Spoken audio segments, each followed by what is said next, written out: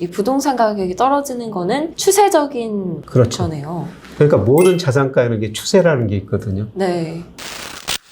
돈나니모스한테 전화를 해야겠어.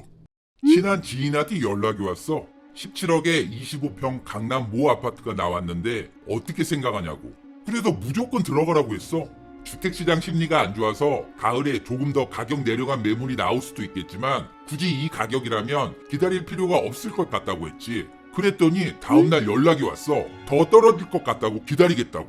그래서 돈나니모스는 이렇게 이야기를 했어. 물론 더 내려간 매물이 나올 수도 있지만 어떤 호재 하나만 생기면 바로 이 가격대가 사라질 것이라고. 괜히 무릎에서 사서 어깨에서 판다는 이야기가 있는 게 아니라고. 그랬더니 지인은 강남부동산 1타 강사 나 돈나니모스한테 김영익 교수도 30-40% 떨어진다 했다고 15억 깨지면 사겠다는 거야. 참네. 교수가 필드를 알겠니? 그래서 오늘은 유명한 김영익 서강대 경제학 교수, 최근 부동산에 대해서 30-40% 떨어질 것이라고 말한 그분을 한번 살펴볼까 해.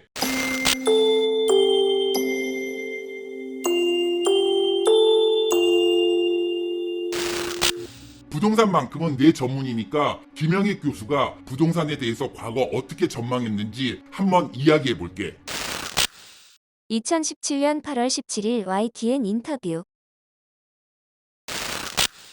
부동산 사이클을 보면 지금 확장 국면 후반부에 있거든요. 이대로 놔둬도 내년쯤에는 부동산 가격이 떨어질 시점이었는데 금리도 상승하고 경기도 그렇게 좋지 않습니다. 이럴 때 강력한 부동산 억제 정책을 내놓았거든요. 이렇게 되면 오히려 하락 사이클을 더 깊게 만들 것이 아닌가. 2017년에도 부동산 경기가 하락기에 접어들었다고 했고 2018년 11월 30일 YTN 인터뷰. 그러면 아까 제가 말씀드린 그 질문, 부동산 시장의 영향은 어떻게 보세요? 예, 부동산 시장은 제가 보면 모든 게 순환이라고 있거든요. 네. 근데 순환상 볼 때 주가가 부동산 시장 주택가격이 선행하고요. 그다음에 대출 이런 거 증가세가 지금도 아직도 높은 수준이지만 이미 꺾였어요. 그래서 저는 가만 놔둬도 꺾일 시점이라고 보는데 네. 이런 시점에서 정부가 계속 규제 정책을 내고 있고 뭐 금리 인상 이거는 분명히 심리적으로 위축력이 있죠. 네. 그래서 저는 조금 걱정이 됩니다. 네. 가만 놔도 꺾일 시점인데 이 꺾이는 속도를 더욱 가속화시키지 않을까. 네. 예. 교수님이 그래서 사실 네. 이런 거 거시기인 정책은 큰 흐름에 따라 아주 좋을 때 모든 정책이 나쁠 때 경기가 나쁠 때 이렇게 구분돼서 정책을 사용해야 되는데 이미 꺾이고 있는 시점에서 뭐 규제 강화 그다음에 금리 인상 저는 앞으로 상당히 좀 어려운 시기가 오지 않을까 그런 네. 생각합니다.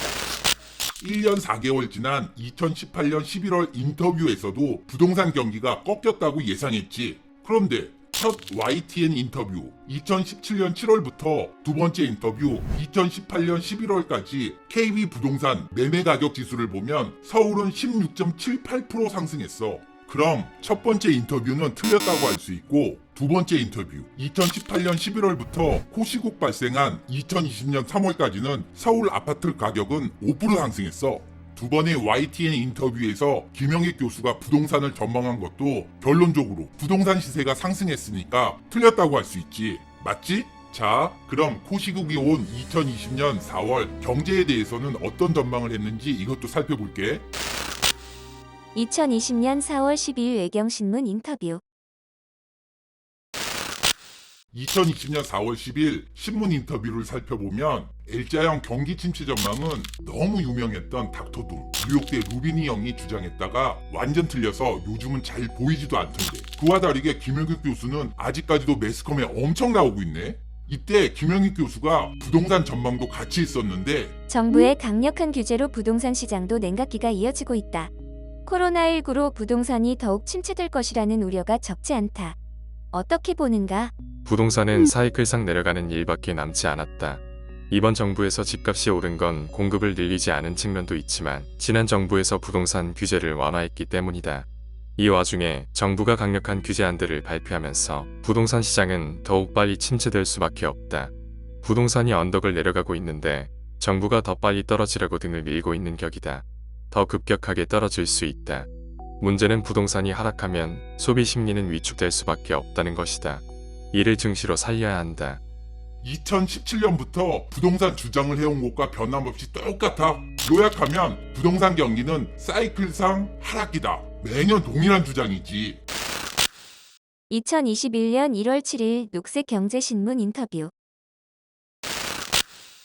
2021년에는 또 어떻게 부동산을 전망했을까? 그런데 2021년은 상반기 전망만 살펴볼게. 올해 집값 전망은 어떻게 보시는지요? 장기 추세를 보면 상승률은 올 상반기가 고점이라고 본다. 하반기에 들어가서 수준 자체가 좀 떨어지는 국면으로 나온다. 부동산이 한번 조정받으면 4에서 5년간은 거의 정체될 것으로 보인다. 특히 30대가 주택 구입에 대거 나선 것으로 파악되는데 은행에서 돈을 빌려서 산 경우 이분들이 계속 소득 창출할 능력이 있어야 한다. 얼마 안 가 이 부분이 심각한 사회 문제가 될 수 있다. 21년 신년 대담 인터뷰 어떻게 생각하니? 상승률은 21년 상반기가 고점이라고 했는데 21년 KB부동산 서울 아파트 매매 시세를 살펴보면 2021년 1월부터 12월까지 14.56% 상승했다고 나와. 이런 2021년 부동산 전망도 완전 틀린 거지. 너가 확인해도 그렇잖아. 이거 어떻게 생각하니?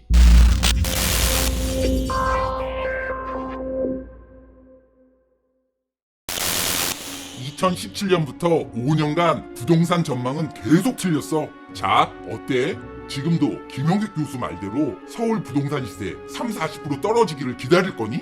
네 맘대로 해.